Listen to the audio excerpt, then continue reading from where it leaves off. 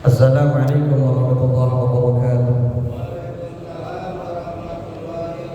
Bismillahirrahmanirrahim. Alhamdulillahirabbil alamin wassalatu wassalamu ala asrofil anbiya'i wal mursalin sayyidina habibina wa syafi'ina wa maulana Muhammadin wa ala alihi washabbihi ajma'in. Rabbana la 'ilma lana illa ma 'allamtana innaka antal alimul hakim. Rabbi shrah li sadri wa yassir li amri wahlul 'uqdatam min lisani yafqahu qawli. Amma ba'd. Bismillahirrahmanirrahim. Qala musannif rahimahullah ta'ala wa nafa'ana bi ulumid darain. Kita masih di dalam pembahasan etika masuk masjid. Ketika kita masuk masjid, jangan lupa berdoa. Sebelum berdoa, langkahkan kaki kanan kita, kemudian kita mengucapkan doa Allahumma salli ala Muhammad wa ala ali Muhammad wa sahbihi wa sallim. Allahumma ghfirli dunubi waftah li abwaba rahmatika. Doa ini Pak.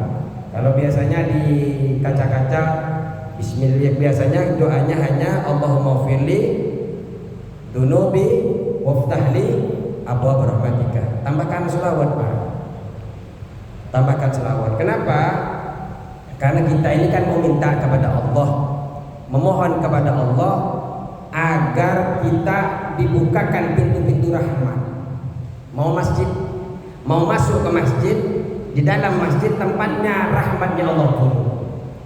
Jadi ketika kita mau minta, setiap apa yang kita minta usahakan kalau apa yang kita minta itu ada dasar kebaikannya, maka minta, tambahkan dalam permintaan itu sholawat. Kenapa? Ada sholawat, potensi ditolak itu jauh. Jadi adanya adalah potensi diterima dari setiap permintaan-permintaan kita. Bukan sekedar doa. Ketika kita masuk Allahumma ftahli abwaab rahmatika itu bukan sekedar hanya pintasan rutinitas masuk masjid, tidak. Kita mau masuk masjid, kita minta rahmat daripada Allah Subhanahu wa taala. Dibuka setiap pintu-pintu rahmat, rahmat rizki, rahmat kesehatan, rahmat semua diminta ketika masuk ke dalam masjid. Begitu juga ketika kita mau keluar, baca Allahumma salli ala sayyidina Muhammad wa ala ali Muhammad wa sahbihi wa sallim. Allahumma ftahli, Allahumma ghfirli dunubi waftahli abwaab fadlika. Kalau masuk rahmatika, kalau keluar fadlika. Kenapa? Kalau keluar kita minta karunia daripada Allah. Potensi kita keluar itu adalah untuk mencari kasih, untuk mencari rizki. Makanya kita minta pintu-pintu rizki itu bukakan ya Allah, karuniakan itu kepadaku. Karena itu kita mau melangkahkan pagi-pagi, ingin langkah keluar masjid, ingin berangkat kerja kantor, ingin berangkat kerja pabrik, ingin usaha ini usaha itu, agar dibukakan pintu-pintunya oleh Allah Subhanahu wa ta'ala. Bukan sekedar rutinitas doa keluar masjid, masuk masjid, tidak. Semua itu kita minta untuk kembali diri kita, baik itu tujuannya dunia ataupun tujuannya akhirat. Semua masuk rahmat kita minta, keluar karunia kita minta, agar tidak ditolak oleh Allah. Tambahkan selawat kepada Nabi kita Muhammad sallallahu alaihi wasallam. Kemudian ketika kita melihat orang sedang bertransaksi duniawi di dalam masjid, kita diajarkan untuk berdoa, mendoakan mereka agar tidak berkah. Kenapa? Masjid bukan tempat dagang. Masjid, di dalam masjid bukan tempat dagang. Masjid tempatnya zikir kepada Allah. Masjid tempatnya taqarrub kepada Allah. Masjid tempatnya tafakkur kepada Allah. Masjid bukan untuk dagang. Sampai kalau kita melihat ada orang kehilangan dalam masjid, disuruh doakan agar tidak menemukan apa yang kehilangan tadi, atau yang terhilang tadi. Semoga dia tidak menemukan barang yang hilang tadi. Kenapa? Masjid bukan tempat bawa-bawa barang dunia. Nah ini makanya potensi kunci-kunci itu bahaya. Kunci mobil harus betul-betul, kunci motor betul-betul ditaruh di tempatnya Pak. Ya, makanya harus ada terobosan baru.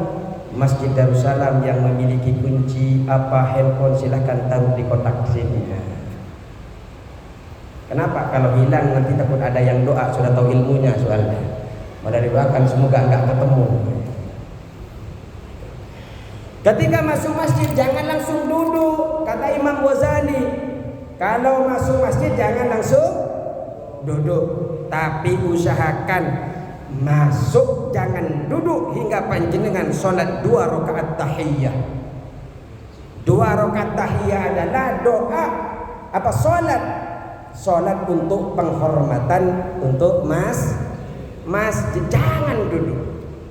Apabila panjenengan tidak memiliki wudu, dalam keadaan hadas, tidak dalam keadaan suci, atau memang panjenengan tidak ingin melakukan sholat tahiyah, maka panjenengan bisa membaca atau cukup bagi panjenengan untuk membaca al-baqiyatus shalihat.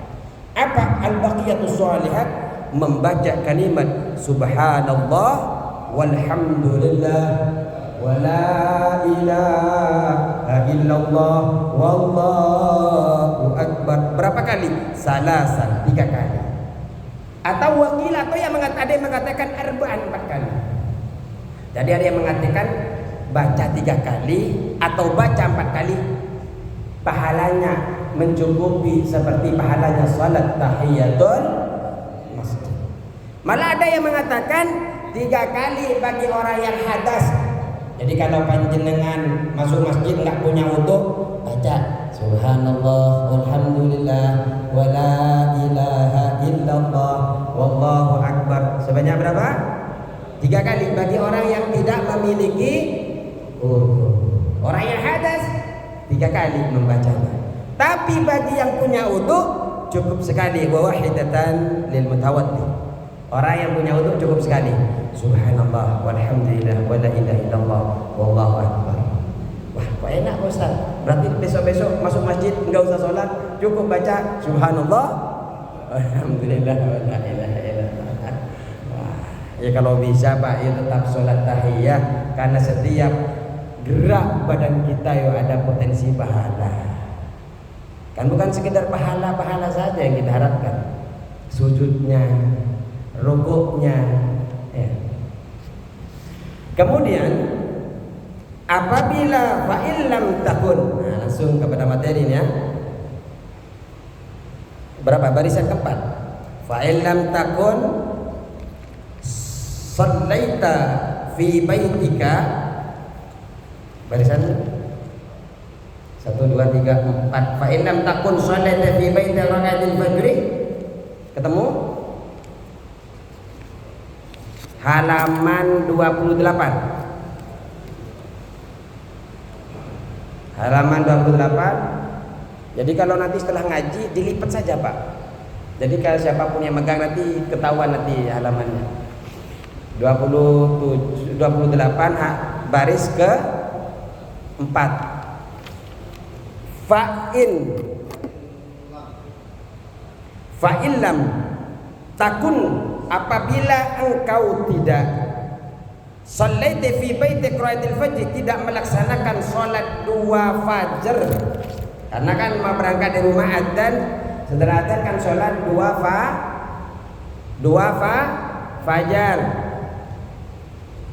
Kalau panjenengan tidak sempat untuk salat fajar di rumahnya, fayujzi'u ka'ada'uhuma anit tahiyyah, maka cukup bagi panjenengan melaksanakan 2 rakaat fajar itu sebagai mencukupi bagi panjenengan dengan terhadap melaksanakan 2 rakaat dari tahiyat itu mengganti daripada sholat fajar. Fayujzi'u ka'ada'uhuma anit tahiyyah, maka cukup bagi panjenengan melaksanakan 2 rakaat anit tahiyah dari salat tahiyatul masjid. Jadi tahiyat masjid itu mencukupi bagi kalian, bagi kita semua apabila kita sebelum berangkat ke masjid tidak sempat melakukan sholat 2 fajar. Jadi ketika tidak sempat 2 fajar di rumah, sholat tahiyat mencukupi. di rumahnya nggak sempat tapi tetap mendapatkan pahala 2 fajar. Atau panjenengan mencukupi juga. Nah, lanjut dulu. Atau panjenengan kesini tidak mau tahiyat tapi sholat fajar sebelum duduk, masuk masjid, sholat fajar, sunnah fajar, mencukupi sholat tahiyat walaupun tidak sholat tahiyat. Karena apa? Sejatinya sholat tahiyat itu adalah sholat sunnah yang dilakukan sebelum duduk di dalam masjid. Artinya ketika panjenengan sudah melakukan sholat sunnah fajar, karena sempitnya waktu tidak melakukan tahiyat, tetap dapat pahala.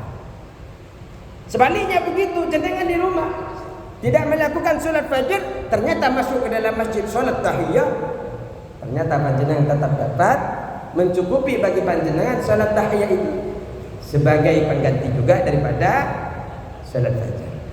Fa idza faraita min ar-rak'ataini, apabila panjenengan ini telah selesai melaksanakan 2 rakaat, baik 2 rakaat fajar ataupun 2 rakaat tahiyat, fanwil i'tikafa. Jangan lupa panjenengan itu niat untuk i'tikaf. Nah, ini hari ini nih Pak, mumpung masih ada setengah jam nih, niatkan i'tikaf. Niat i'tikaf. Niat saya i'tikaf sunnah karena Allah Ta'ala. Jadi setelah sholat fajar, sholat tahiyat, panjenengan dulu niat i'tikaf. Kenapa? Nunggu 10 menit lagi. Nunggu 10 menit lagi mau iqamah. Berapa menit di sini? 10. 7 menit. Iya. Khotib saja 10 menit. Kultum saja 10 menit. Terus setelah niat i'tikaf, makanya kitab ini Pak ditaruh di sebelah sana, panjenengan baca doa ini. Kalau belum iqamah, usahakan setelah panjenengan sholatnya i'tikaf baca doa ini.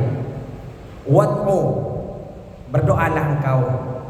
Bima da'a bihi Rasulullah sallallahu alaihi wasallam, dengan apa yang Rasulullah doa. Jadi apa yang Rasulullah doa itu jenengan juga ikut doa.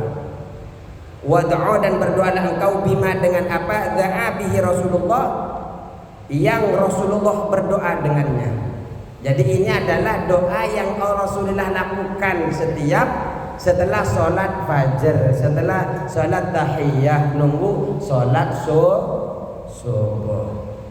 Ba'da raka'atil fajri, setelah sholat 2 rakaat fajar. Apa doanya?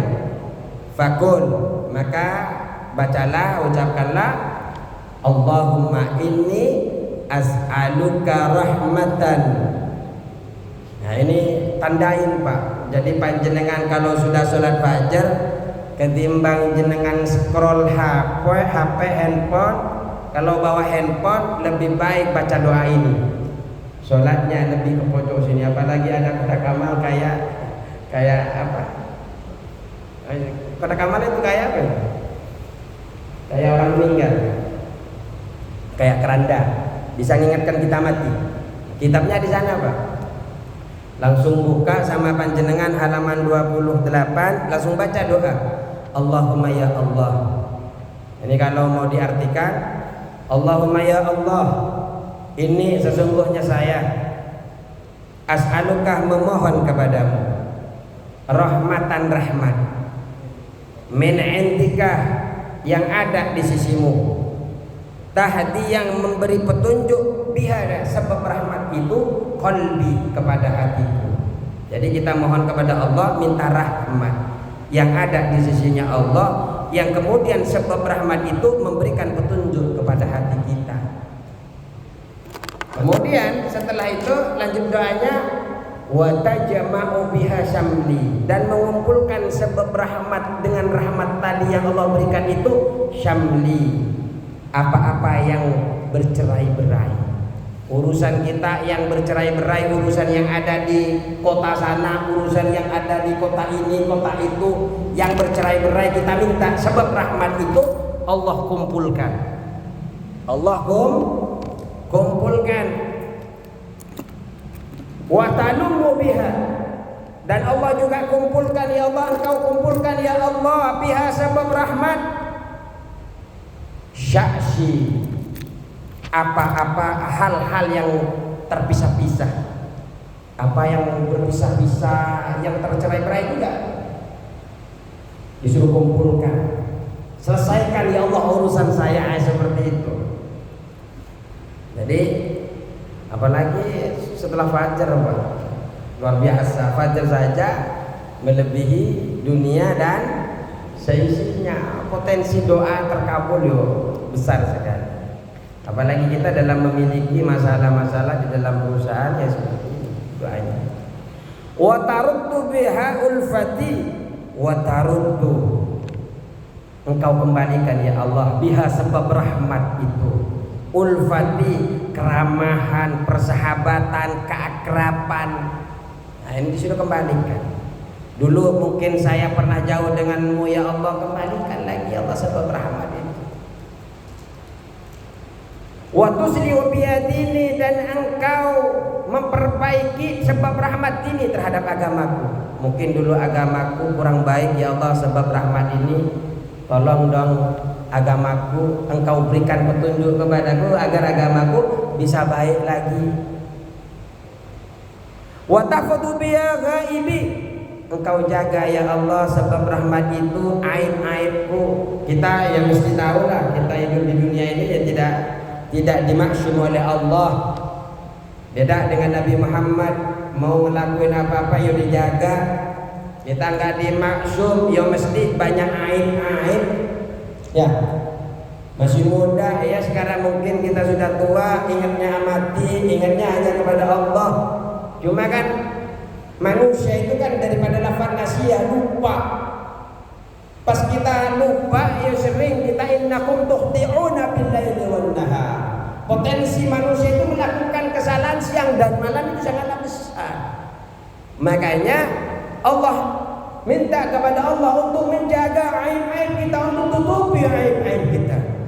Wa tarfa'u biha syahidi, dan Allah angkat dengan sebab rahmat itu syahidi yang hadir padaku. Apa yang aku miliki angkat ya Allah, yang ada dalam apa yang aku saksikan hari ini, apapun yang ada di sekitar saya, tolong diangkat ya Allah sebab rahmat itu.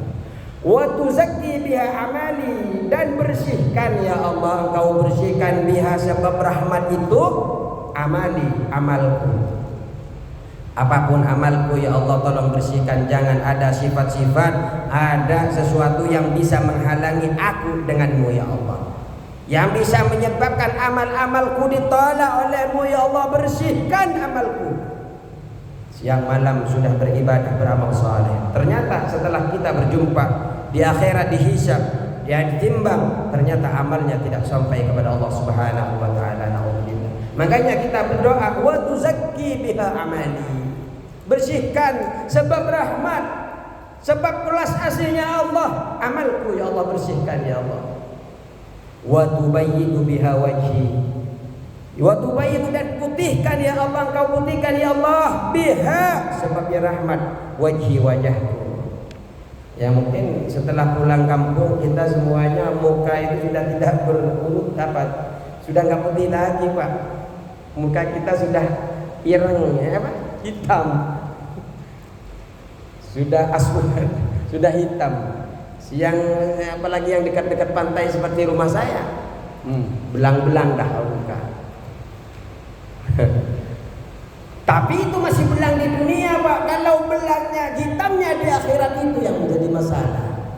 Di mana? Di padang mahsyar nanti. Orang-orang yang baik wajahnya bersinar. Tapi kita naudzubillah, kalau kita dalam keadaan wajah hitam, wajah bersedih, yang lain bersinar, yang lain berseri-seri, itu yang kita inginkan dengan doa wa tubayyin wa tubayyitu biha wajhi, putihkan dengan rahmat itu wajah. Wa tulhimuni biha rusdi, dan engkau inspirasikan kepadaku biha, sebab rahmat itu, rusdi, pikiranku ya Allah, sebab rahmat itu berikan pencerahan, bukakan pikiran ini ya Allah. Ya mestinya dibukakan kepada sesuatu yang mendatangkan hidayah daripada Allah Subhanahu wa taala. Kita coba flashback ke depan. Hidayah itu harus kita tahu bahwa hidayah itu adalah samaratul ilmi. Di awal telah kita pelajari bahwa hidayah itu adalah buahnya ilmu. Panjenengan hari ini taat kepada Allah, salat fardu, taat kepada Allah, kita ta'lim, taat kepada Allah, kita beragama Islam. Sebab apa? Ilmu kita, tahu bahwa Allah yang menciptakan kita, tahu bahwa Nabi Muhammad adalah utusan. Ini adalah ilmu kita, bahwa yang menciptakan kita adalah Allah, sehingga kita taat kepada Allah. Coba kalau panjenengan ini tidak percaya bahwa Allah adalah Tuhan kita, Nabi Muhammad adalah utusan kita, masih mau maulidan? Masih mau tahlilan? Masih mau sholat fardu isya? Wong kita sudah tidak percaya kepada Allah. Nah, hidayah kita bisa taat begitu itu karena pengetahuan kita, karena kita tahu bahwa Allah adalah pencipta kita, bahwa Allah adalah pencipta alam semesta. Pengetahuan itu yang menghantarkan adalah hidayah. Makanya bersyukurlah kepada kita orang yang berta'allum, orang yang belajar, karena potensi mendapatkan buah yang banyak. Insya Allah buah itu yang akan memberikan hidayah kepada kita. Karena hidayah adalah zamratul ilmi, buah daripada ilmu. Ya jangan berharap kalau tidak punya ilmu minta hidayah kepada Allah. Ya Allah berikan hidayah kepada kami, ihdinas siratal mustaqim, tapi tidak pernah mencari ilmu. Karena kata Ilmu Ghazali di awal, jelas ini di awal, di halaman 2 kalau nggak salah ini. Di halaman 2, di halaman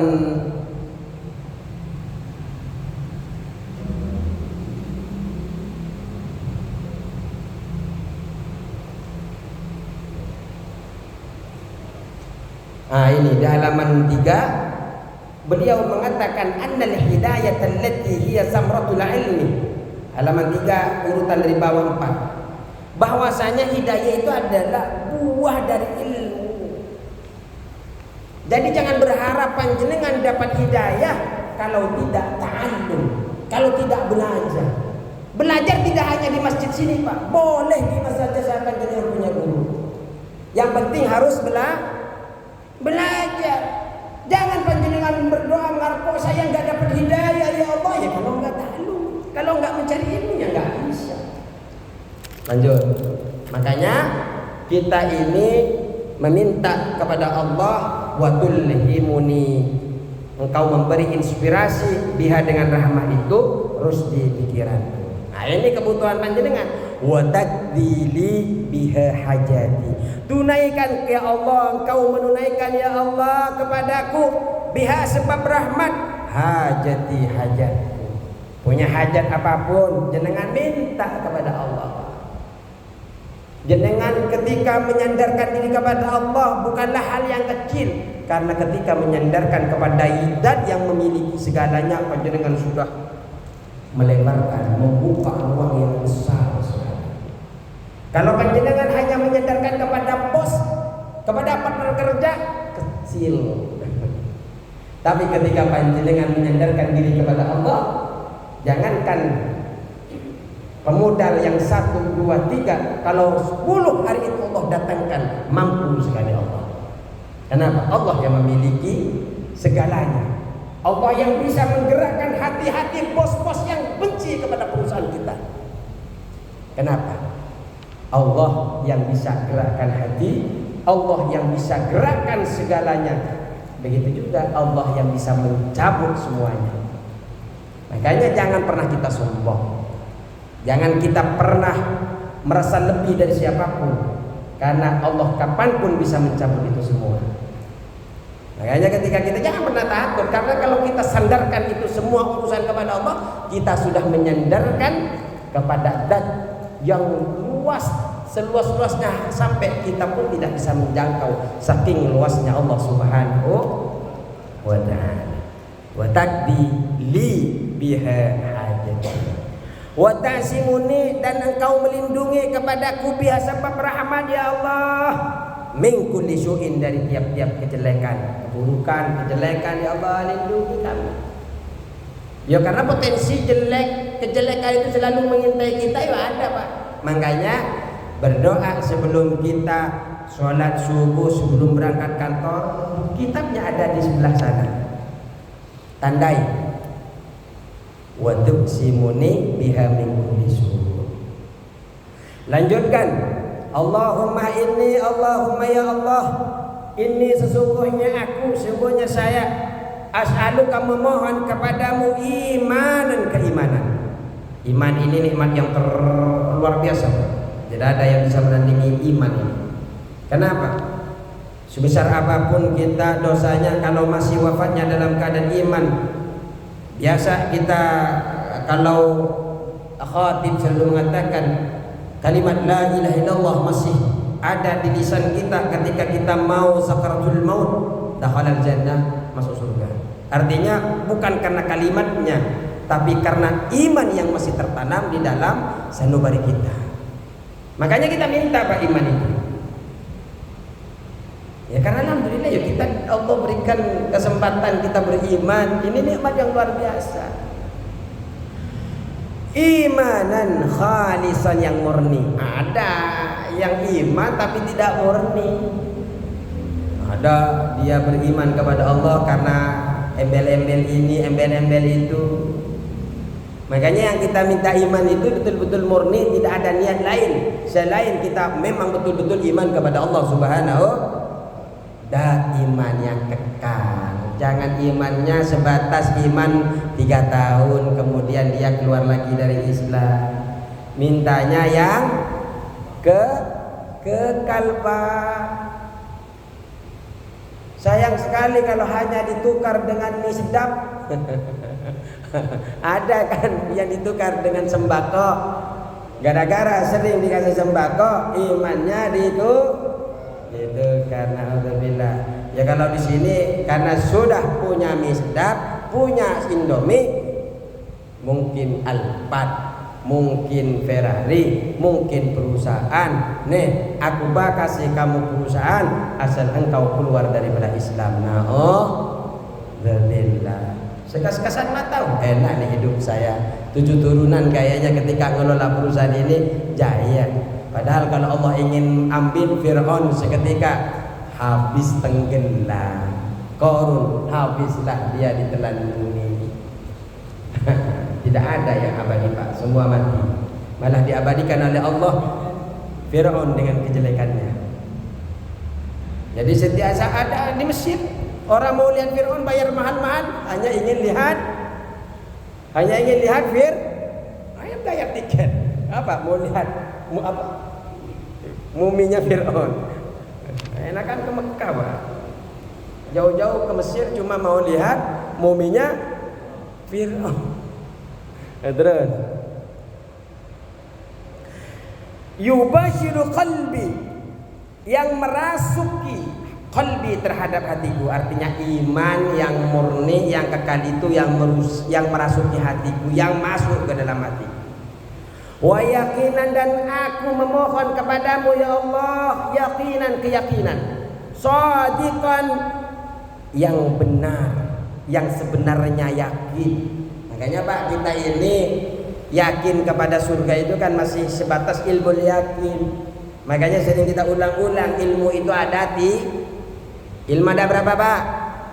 Pengetahuan itu ada 3. Pertama, yakin itu ada 3.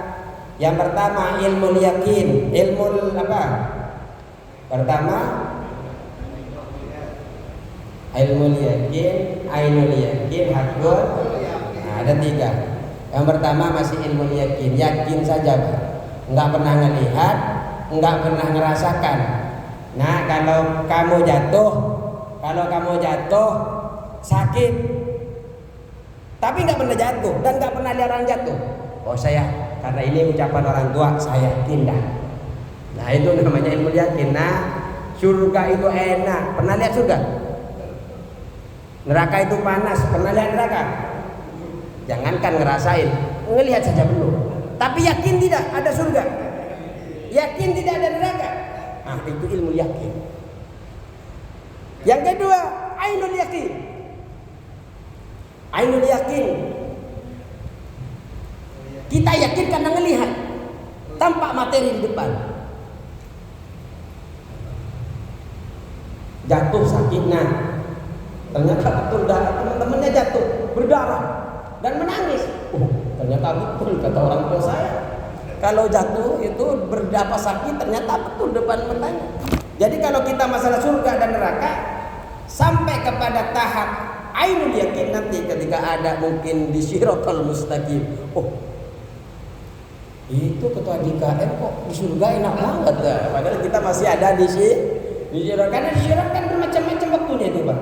Ya kalau bagi orang yang suka ngurusin masjid, baru mudik udah disuruh ngurusin masjid. Ya mungkin cus langsung nyampe Pak. Langsung yang bagi nggak suka ke masjid tapi rajin ibadah, enak banget itu. Padahal proses di sininya dia nggak tahu. Tahu-tahu enak ya kayaknya itu dulu yang ngurusin masjid kok sudah enak di surga. Dia tidak bisa merasakan, cuma hanya faktor melihat, maka disebut dengan ainul yakin. Yang ketiga namanya hakul yakin. Ternyata suatu saat dia tabrakan betulan Pak. Dia jatuh betulan dari pohon. Betul-betul sakit dia jatuh, berdarah, patah. Ternyata kata orang tua saya dulu, naik itu kalau jatuh ya sakit, kalau masuk neraka ya panas. Ternyata kita ngerasain sendiri. Karena kita ngerasain sendiri, maka keyakinan kita itu disebut dengan hakul yakin. Makanya jangan hakul yakin bahwa neraka itu panas Pak. Karena kalau kita sudah hakul yakin, berarti kita sudah masuk neraka. Na'udzubillahi min dzalik. Makanya kita minta wa yaqinan dan keyakinan. Laisa ba'dahu, laisa yang tidak ada setelah keyakinan itu kufrun, kekufuran. Mau ainul yakin, mau ilmul yakin, mau hakul yakin, ya Allah jangan sebabkan itu sebab keyakinan saya itu kufur setelah itu. Jadi kita yakin sebetul-betulnya nambah keimanan kepada Allah Subhanahu wa taala. Bukan kita berubah untuk menjadi kufur. Wa as'aluka, ini masih doa Pak, makanya panjang ini doanya. Panjenengan enggak usah panjang-panjang, sesempatnya saja.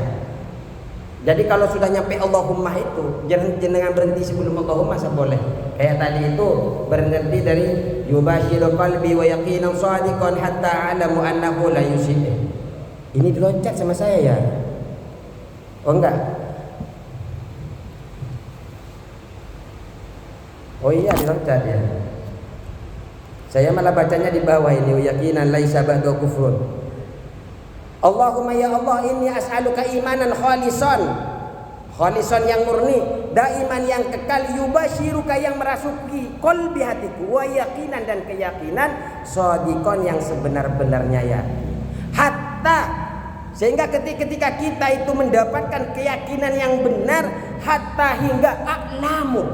Kalau sudah kita mendapatkan keyakinan yang benar, buktinya kita yakin yang benar itu hatta a'lamu, hingga saya tahu annahu lan yusibuni, sesungguhnya apapun itu lan yusibuni tidak akan menimpa kepadaku illa katabtahu alayya, kecuali sesuatu yang telah engkau tuliskan kepadaku,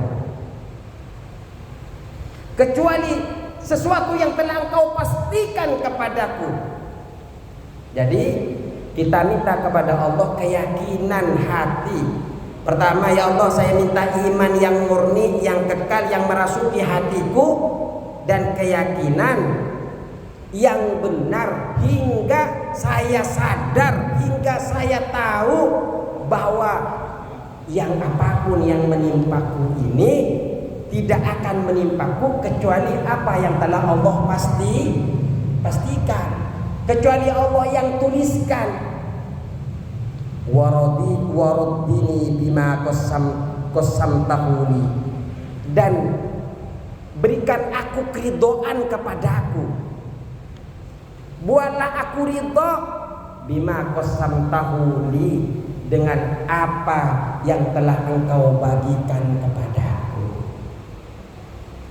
Banyak orang ini nggak ridho karena tidak sesuai ekspektasi.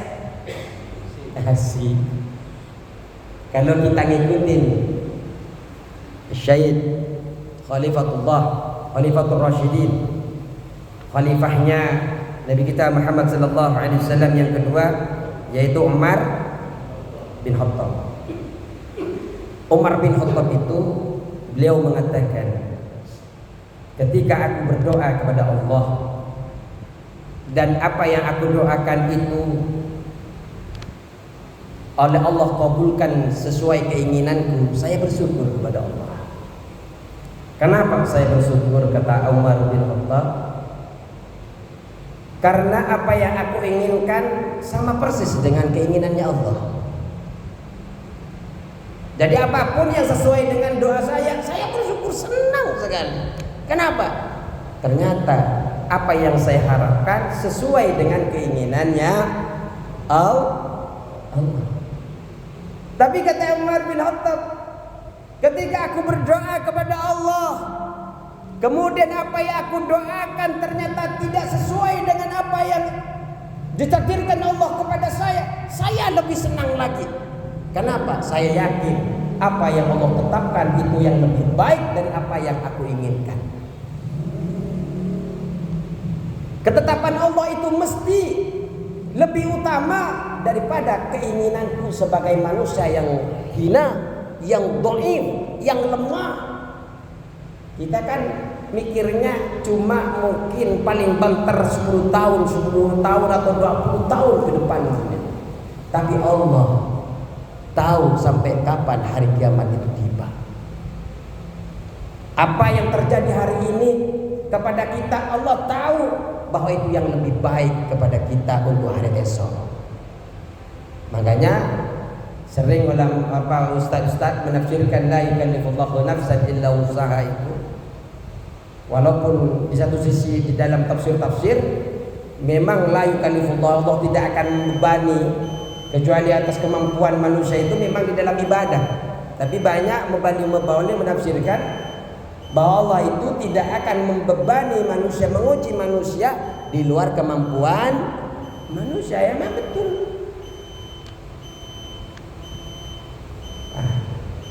Diingatkan kita.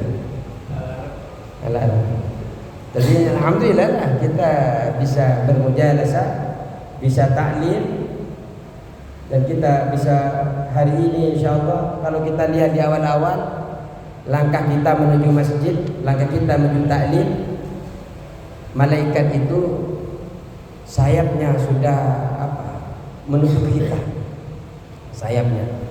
Kemudian ikan-ikan di lautan sudah mendoakan kita bagi orang yang berangkat untuk menuju taklim. Alhamdulillah kita hari ini masya Allah berikan kesempatan untuk taklim, di mana orang lain bukan tidak kepingin taklim, pengen taklim, cuma memang waktunya pas ke Bandung tahu-tahu ada taklim, nggak ada ada di Bandung jadi nggak bisa taklim. Pas ada di Garut mau taklim, ya. Alhamdulillah kita bisa taklim bersama-sama. Alhamdulillah kita tutup taklim ini dengan kafaratul majlis.